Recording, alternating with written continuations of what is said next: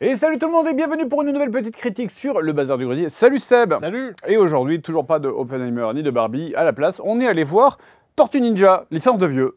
Non, pas... C'est vrai, c'est vrai pas licence de vieux, parce que c'est vrai que c'est ressorti en 2003, en 2012. C'est une licence de... Pour chaque âge, on va dire, chaque âge. c'est renouvelé à chaque fois. Et là encore, voilà, on va dire que c'est un énième reboot, une nouvelle version, une nouvelle itération, voilà. Effectivement. Nouvelle itération, du coup, avec, on sent que Spider-Man est passé par là, puisqu'évidemment, c'était un des gros points marketing de la sortie de ce film. C'est cette espèce de patte graphique qui peut évidemment beaucoup rappeler Spider-Man, ce côté très... le dessin animé, enfin, les derniers films qui sont sortis, avec ce côté très crayonné, très peinture des fois. Enfin voilà, donc est-ce que toi t'attendrais ce film ?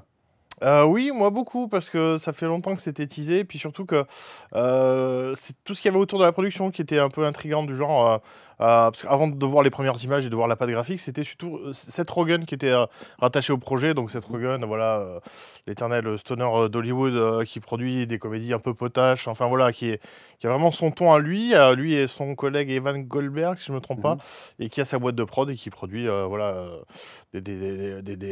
des comédies vraiment dans le ton de Seth Rogen, enfin pour ceux qui sont fans, et notamment ouais, des films d'animation comme Sausage Party, je sais pas si tu connais, voilà, un truc bien particulier, voilà, c'est très spécifique. Donc quand tu vois ça associé à Tortue Ninja, tu dis dans quelle direction ça, nous allons partir, et voilà, du coup j'étais intrigué, et ensuite j'ai vu le cast vocal qui s'était rattaché au projet, et tu dis ouais c'est plein de comédiens américains très connus et très drôles, donc tu dis il y a un potentiel d'avoir une comédie assez sympa. Avec des légendes notamment, parce qu'il y a Jackie Chan dedans. Effectivement, ils sont allés débaucher Jackie Chan pour faire Splinter, donc c'est une très bonne idée aussi, et ça fonctionne bien dans le film, donc voilà, on l'a vu en VO. On l'a vu en VO, du coup, bien sûr, voilà. On va parler vraiment du cast. Si tu le vois en VF, évidemment, ça n'a rien à voir, du coup.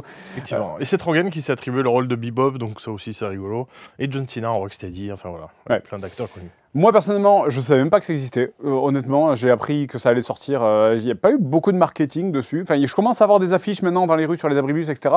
Mais tu vois, c'est pas genre les Spider-Verse, genre un mois avant, t'en as partout déjà. Enfin, tu vois, là, c'était plus timide. C'était plus timide, mais en même temps, bon, évidemment, le budget doit pas être le même, je suppose. C'est possible. Je suis pas renseigné à ce niveau-là, mais ouais, je pense que Spider-Man, il y a quand même beaucoup plus de dollars dans la machine. Hein, et on va en parler avec une partie spoil et une partie no spoil. Et on commence comme d'habitude par la partie no spoil.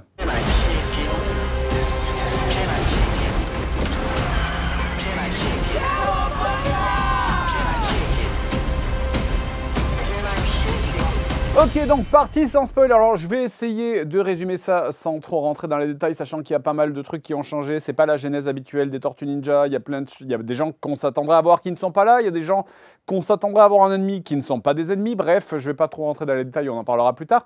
Mais du coup, eh bien, le film s'ouvre sur Baxter, un scientifique qui travaille sur les mutations, qui a notamment réussi à muter une mouche en une espèce de mouche vachement plus forte, vachement plus intelligente et vachement plus grosse.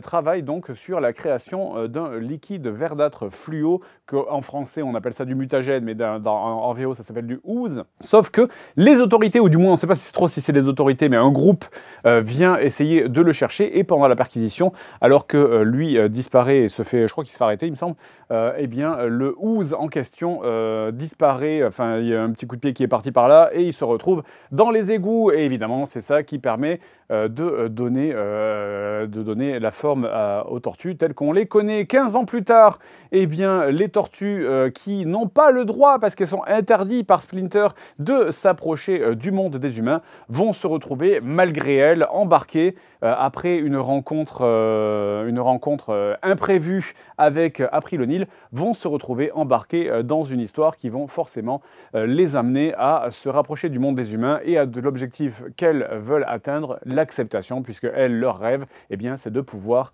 se balader librement parmi les humains. Voilà. C'est pas mal ? Grosso modo, c'est ça, ouais, effectivement. Voilà. Qu'est-ce que tu en as pensé ? Moi, j'ai beaucoup apprécié. Moi, j'ai trouvé ça très, très bien. Je trouve ça très cool. C'est peut-être pas aussi virtuose que Spider-Verse en son temps, le premier du nom. Mais moi, je trouve que la démarche est vraiment louable. Le fait de tout dépoussiérer.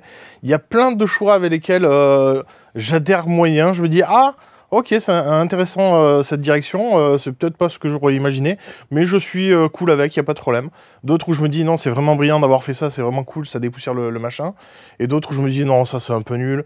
Mais il n'y a rien qui m'a choqué. Enfin, je me dis que ouais, c'est peut-être pas mon film favori, moi, Tortue Ninja, mais en même temps, je pense que ça peut l'être pour quelqu'un qui rentre dans l'univers, pour un gosse, un ado, j'en sais rien, qui, voilà, c'est une très bonne porte d'entrée, je pense, à l'univers, parce qu'il y a quand même s'il y a eu un peu des chaises musicales dans l'origine story des personnages, il y a quand même le respect des personnalités des tortues, Oui, de ça, oui. l'univers, du cœur en fait de ce que ça raconte un peu. Même Même si... si j'ai que des réserves sur la fin, en fait. On en parlera en partie spoil, mais c'est là où je trouve que le film dérive un peu et voilà. Dans la facilité, peut-être.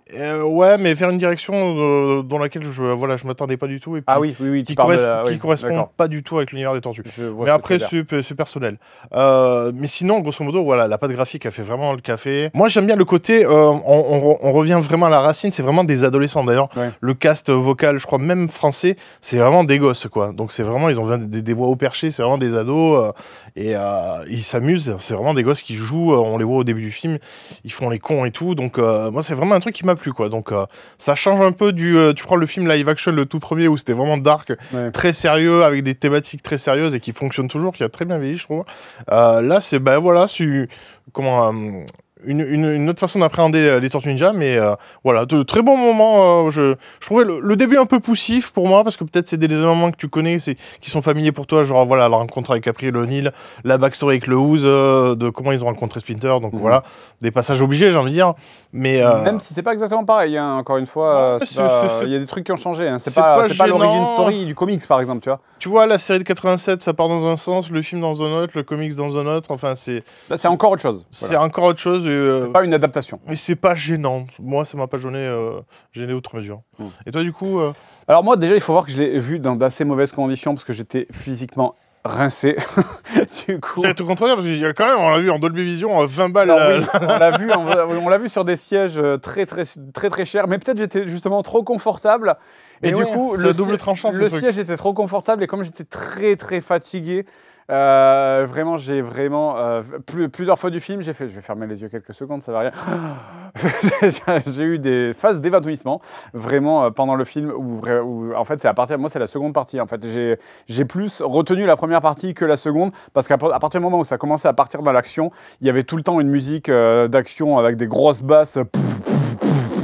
Et ça m'endormait, vraiment, ça m'endormait vraiment beaucoup. C'est pas pour ça que j'ai pas aimé, attention, je suis pas en train de dire que je me suis fait chier ou pas du tout, c'est juste que j'étais très fatigué, du coup, je suis pas le mieux passé pour juger le film. Concernant la patte graphique, alors oui, c'est un peu la même chose, c'est très beau, c'est très sympa, et c'est cependant quand même vachement moins fou que Spider-Man. Peut-être aussi parce que Spider-Man, il y a tout ce côté voltige que là, il n'y a pas, évidemment, il n'y a pas dans Tortue Ninja. Et du coup, effectivement, il y a moins des plans fous, il y a beaucoup de chants contre chants à ces bateaux, ça parle beaucoup plus aussi que dans Spider-Man.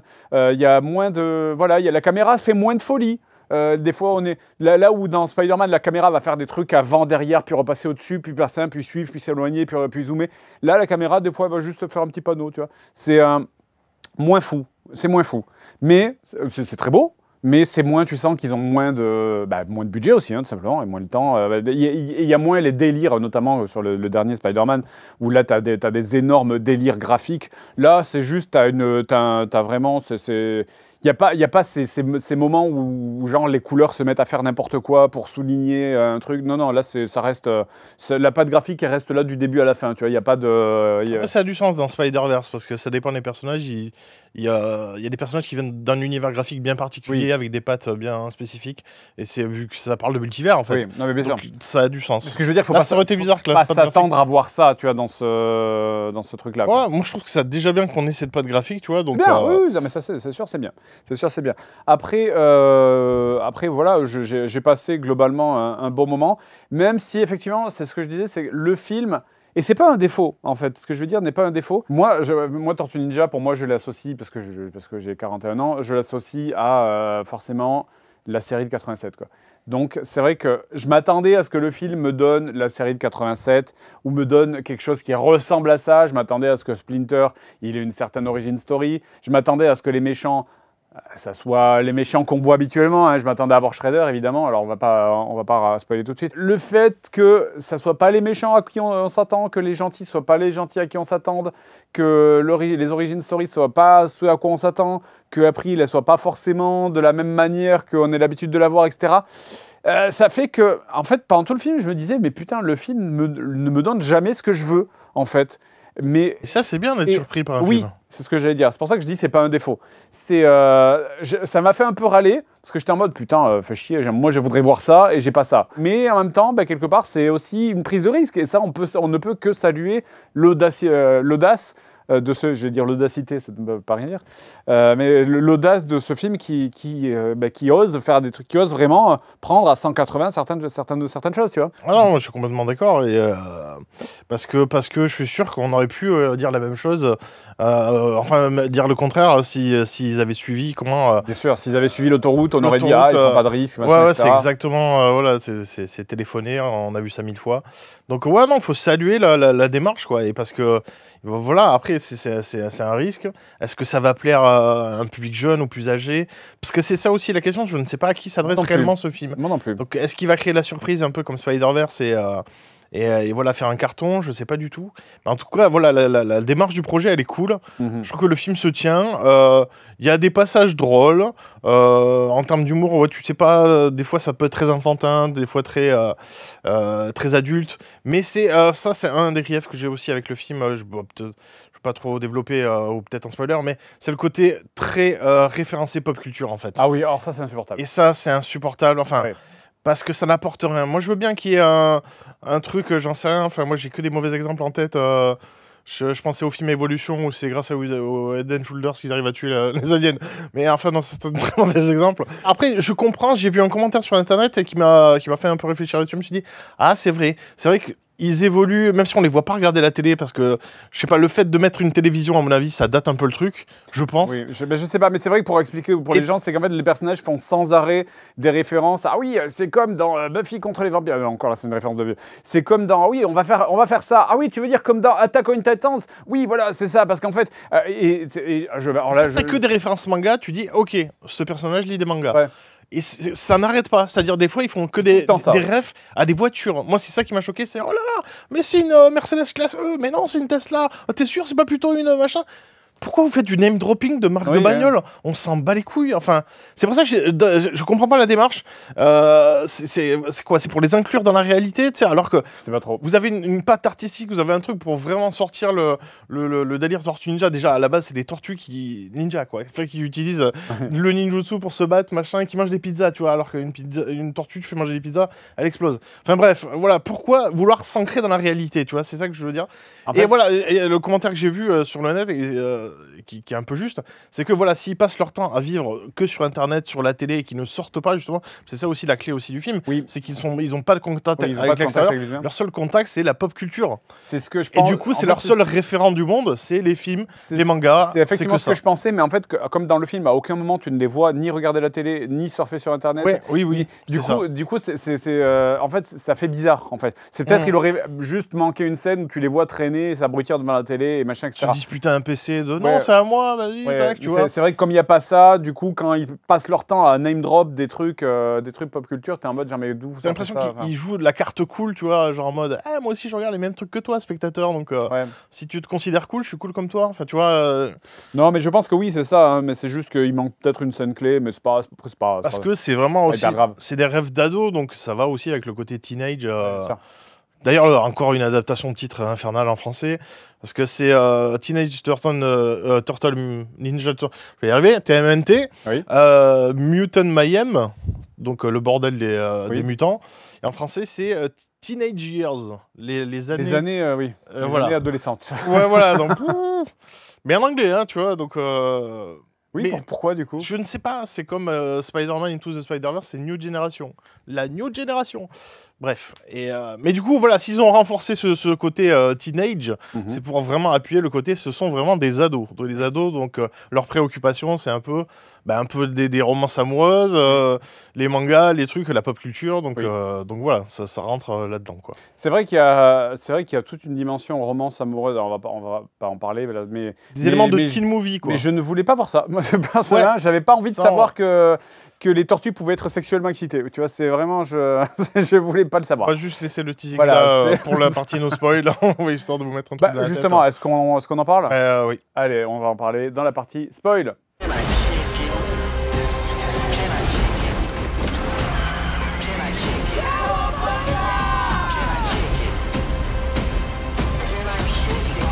Ok, donc partie spoil. Donc si vous êtes ici, on considère que vous avez vu le film ou que vous vous en fichez d'être spoilé. Alors, on va rentrer, du coup, on va revenir à l'histoire du début. Donc, eh bien, les tortues vont rencontrer, alors qu'elles s'amusent, elles font les connes sur un toit, elles s'amusent avec leurs gadgets, avec leur truc de ninja. Soudainement, quelqu'un va se décider de balancer un shuriken. Le shuriken va atterrir sur April. April va râler auprès des tortues, va leur gueuler dessus de loin, parce qu'elle est en bas dans la rue, eux, ils sont sur un toit, en mode bande de connards, vous n'allez pas vous en tirer comme ça. Sauf que pendant ce temps-là, elle se fait tirer son scooter. Et les tortues, se sentant un petit peu coupables, vont partir pour aller récupérer le scooter de April et mener leur premier vrai combat qu'elles n'ont jamais fait. C'est la première fois qu'elles se battent. Et au passage, rencontrer enfin April. Du coup, c'est la première humaine à qui ils vont réellement parler. Et de fil en aiguille, ils vont se retrouver embarqués dans cette histoire, puisque Firefly, donc la créature de Baxter dont je vous parlais au début, lui, eh bien, essaye de regrouper des mutants pour tuer tous les humains parce qu'il n'est pas accepté par les humains et donc il est un peu chafouin et donc il décide de tuer tout le monde. Voilà. Moi, ça me va très bien, hein. C'est un scénario de comic books, il n'y a pas de problème. Voilà, c'est ça. Et par-dessus ça... Il faut fabriquer une machine géante. Et par-dessus ça, il y a des intrigues amoureuses. Leonardo qui tombe amoureuse d'April. C'est ça, je pensais que tu n'allais pas te focus là-dessus, mais effectivement, la première fois où Leonardo voit April O'Neil, il y a... Il flash, c'est le coup de foudre, effectivement, donc... C'est tourné comme ça. Et ouais, c'est très étrange la direction que ça prend, parce que on finit sur les tortues. Bon, voilà, on va fast-forward sur la fin. Alors, on passe du début à la fin. Là, on est à toute fin. Donc, le méchant vient d'être battu, machin, etc. Grosse baston de mutants au milieu de Manhattan, de New York.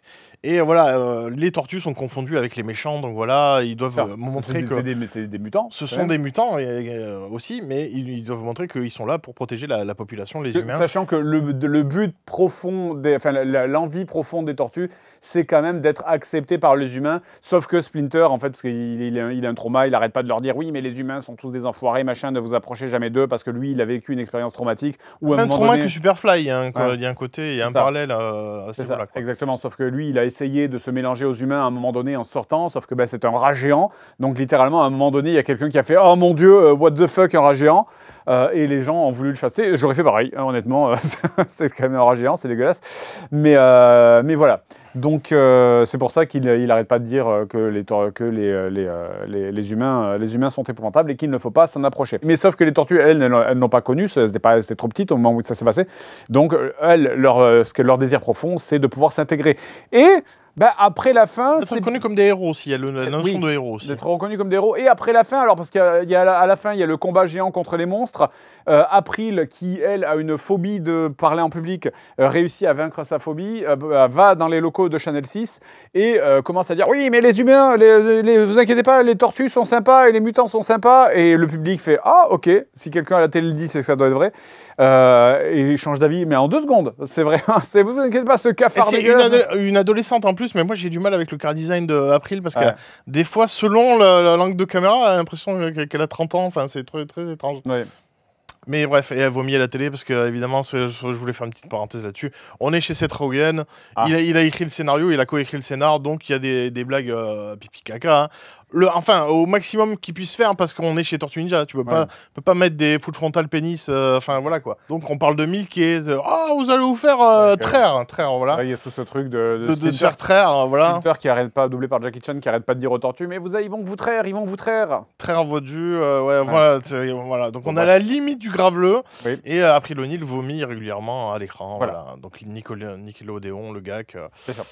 Le slime vert, bien Voilà. sûr. Mais du coup, une fois qu'ils sont battus, qu'April dit non mais vous inquiétez pas, les tortues sont sympas et que les gens font ah ok elles sont sympas, on va aider les tortues, elles sont cool. La fin, alors vraiment la fin du film, voire même la post-fin. Ils obtiennent leur reconnaissance, enfin voilà, les gens ont fait la paix avec ces mutants-là, enfin avec les tortues. C'est ça. Du coup, ils intègrent leur monde en fait. Ils posent littéralement leur masque, leur bandeau. Et ils n'ont plus de bandeau, ils sont habillés en collégien. Ils intègrent le collège. Et ils vont au collège. Le collégien de Teen Movie, quoi. Donc Donatello, il traîne avec les nerds, il est content. Ouais. Et puis ils vont au bal de prom, et ils dansent avec des filles. Ça finit sur Leonardo qui demande à April est-ce que tu peux sortir avec lui. De venir avec moi au bal de prom. Ouais. Moi, je veux pas voir ça, moi, dans les Tortues Ninja. Déjà, oui, parce que je veux pas savoir quel est l'aboutissement de ça, en fait. Ouais. Pour moi, ça n'amène aucune suite, en fait. Si tu veux. Du coup, c'est de la zoophilie, en fait.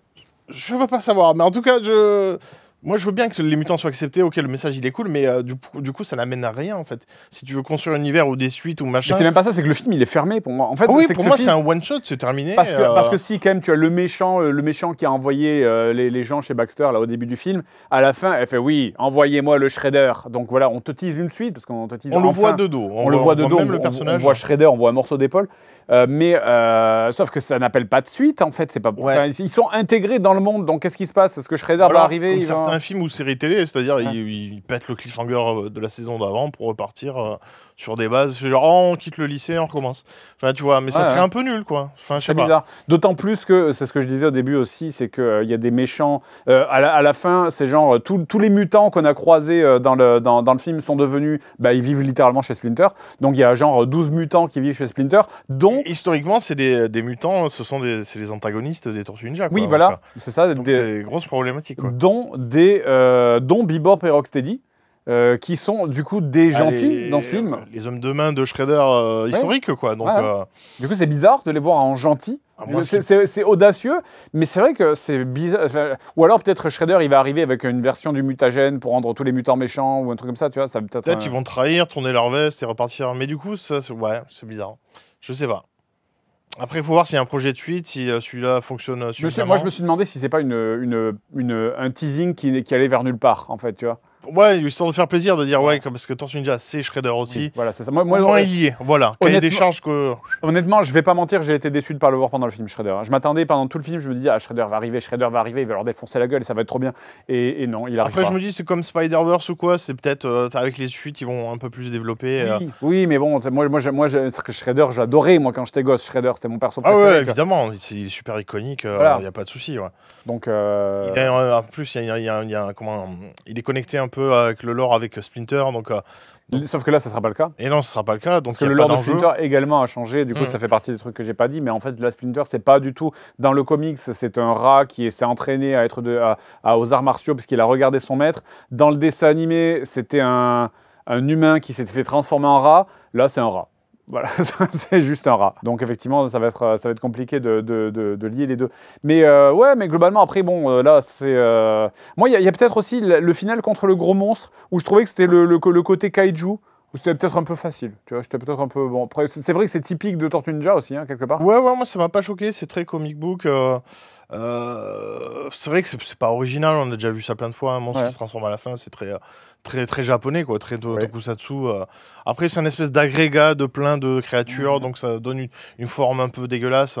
Mais je sais pas. Ouais, moi je trouve aussi que c'est pas 100% original, mais ça m'a satisfait. Surtout que c'est très coloré, c'est très... Pour moi, ça fait penser à tous les produits dérivés qui avaient des Tortues Ninja, qui étaient ultra fluo, très vert, rose, enfin voilà, très les années 90, quoi.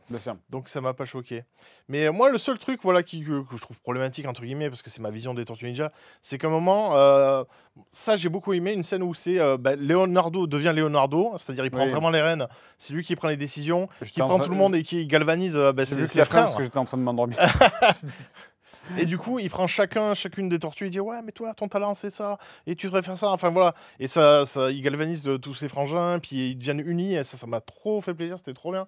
Et Et justement, le discours qui tient, c'est ouais, mais on s'en fout, on n'a pas besoin de reconnaissance, on peut sauver la ville et être des héros. Et ce discours, il est vraiment cool. Et, je vois là où tu vas, oui, vas-y. et du coup, moi, je pensais que le film allait se finir comme ça. C'est que leur espèce de quête de reconnaissance, ça ne sert à rien parce que finalement, un véritable héros, il cherche pas la reconnaissance, il cherche à faire le bien jusqu'au bout et à rétablir les choses. Et je pensais que c'est ce qui allait se passer en fait. C'est-à-dire qu'ils allaient vaincre les mutants et à la fin, hop, tu vois juste une plaque d'égout faire ploup, ploup, ploup, ploup. Ils redescendaient des égouts et. Ils ont le sentiment du devoir accompli, même s'ils n'ont pas eu la récompense, ils sont quand même heureux. Sauf que là, non, ils ont tout. Enfin, dans ma tête, j'avais fantasmé cette direction parce que c'était tellement Tortue Ninja. Et là, non, ils partent dans ce délire teen movie de tu veux venir au bal de prom? Ok.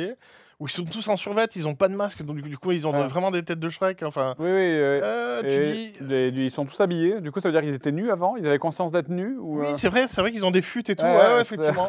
Donc, voilà, donc beaucoup de questions qui viennent en tête qu'on ne voulait pas se poser, justement. Donc, mais après, pourquoi pas, voilà. Je me dis, c'est ça, en fait, c'est vraiment... ça va, j'ai grandi dans Bien sûr. C'était Tortue Mania dans les années 80. Mais en fait, c'est vraiment cette post-fin qui est étrange, en fait. Ouais, exactement. Qui bloque une suite, qui amène des choses que tu voulais pas trop voir, et tu dis, mais où ça va, en fait? C'est trop bizarre. C'est vrai que c'est très bizarre. C'est très bizarre, mais globalement, voilà, on a quand même passé un très bon moment. Oui, le film est vraiment satisfaisant, parce qu'il y a eu vraiment des purges... notamment dans les Tortues Ninja de 87, il y a 10 saisons les dernières, c'est infernal, ils ne savaient plus quoi faire en termes de scénario. Mais les Tortues Ninja de 87, il y a une saison qui est bien, le reste c'est de la merde. Oui, c'est pour ça. Nous, c'est un peu notre Madeleine de Proust, donc on la ressort à chaque fois en carte Joker. Je prends ça en exemple, mais c'est juste parce que, en vrai, c'était de la merde. Hein. C'est pas. Ouais, mais il y avait un design, il y avait des voix françaises qui étaient cultes, il y a le générique fait par c'est la Toei, je sais plus. Qui est intestable. Avec des clins d'œil à ce générique d'ailleurs dans la série quand même. Notamment il y a des moments... il y a plein de clins d'œil de partout. Même au comics, je crois, la première fois où ils posent, c'est vraiment le plan débulé du comics où ils ont tous les pupilles blanches et tout. Donc, non, ouais, voilà, si t'es fan des Tortues Ninja, oui, tu t'y retrouves, il n'y a pas de souci. Bien sûr. Eh ben, globalement, faites-vous votre avis par vous-même comme d'habitude. Des bisous et à la prochaine pour d'autres vidéos sur le Bazar du Grenier. Ciao, ciao.